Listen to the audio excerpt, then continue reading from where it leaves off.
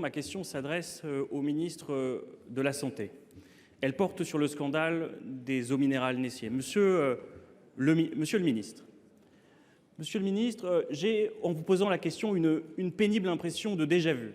Le 7 février dernier, mon collègue Hervé Gillet, ma collègue Élisabeth Doineau questionnaient le gouvernement sur les pratiques illégales des fabricants et des industriels du secteur de l'eau minérale. Bruno Le Maire leur répondait en leur disant que c'est un scandale qui concerne une tromperie commerciale, que l'autorité judiciaire en était saisie et que le gouvernement s'en donnait quitus et qu'il n'avait rien à ajouter sur le sujet. Ce qui s'est passé depuis, monsieur le ministre, c'est que nous avons constaté qu'il y a du nouveau et qu'il y a du nouveau d'un point de vue sanitaire. Lorsqu'on regarde ce qu'a révélé le journal Le Monde, lorsqu'on regarde ce qui a été révélé par France Info, nous nous apercevons que vous avez, depuis octobre 2023, une étude de l'ANSES qui met gravement en cause l'industriel Nestlé. Une étude qui dit que la qualité sanitaire des produits et des eaux minérales Nestlé n'est pas garantie. Une étude qui dit qu'il a été retrouvé de la matière fécale dans des prélèvements qui ont été effectués. Monsieur le ministre, ce n'est pas qu'une question pour l'autorité judiciaire. Nous sommes au cœur des prérogatives de l'État sanitaire. Nous sommes au cœur des prérogatives du gouvernement. Alors moi, j'ai 3 questions qui sont très simples. Est-ce que l'étude va être publiée pour que nous puissions objectiver les choses ? Pouvez-vous nous dire pourquoi, le 7 février, vous n'avez pas évoqué cette étude devant la représentation nationale ? Et plus encore, pouvez-vous nous dire si cette étude qui préconise un plan de vigilance renforcé va être ou a été mise en œuvre ? Je vous remercie. Ça fait 3-0, ça fait 3 questions et 0 réponse, monsieur le ministre. Et on a quand même un petit sujet avec les faux fuyants et les fous semblants. Vous avez été nommé le 8 février, mais il y avait un gouvernement dans le pays à ce moment-là. Donc nous voulons la vérité jusqu'au bout et nous avons prévu de proposer au Sénat une commission d'enquête pour aller jusqu'au bout de ce qui s'est passé sur les questions d'eau minérale. Monsieur le ministre de l'Agriculture, le 26 mars dernier, une révision de la politique agricole commune a été validée par les ministres européens de l'Agriculture. Une nouvelle fois, les ennemis de la PAC ont rapidement été identifiés, la conditionnalité et les mesures environnementales qui étaient pourtant déjà particulièrement timides. Ce détricotage environnemental, pour lequel la France a œuvré vaillamment, oublie pourtant 2 constats majeurs. Les agriculteurs sont et seront les premières victimes du dérèglement climatique. Il n'y a qu'à constater les risques pesant sur les régions viticoles pour s'en apercevoir. Et la deuxième, la principale demande des agriculteurs est d'avoir un revenu convenable à la hauteur de leur travail.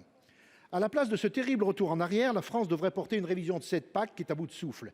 Elle ne protège ni les agriculteurs ni les consommateurs contre la forte volatilité des prix.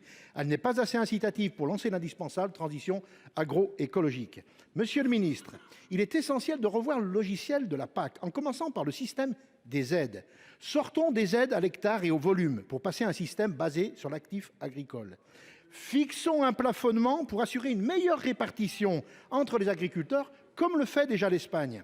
Mettons en place un système d'aide contracyclique plafonné, permettant de dégager des moyens pour soutenir les filières en crise.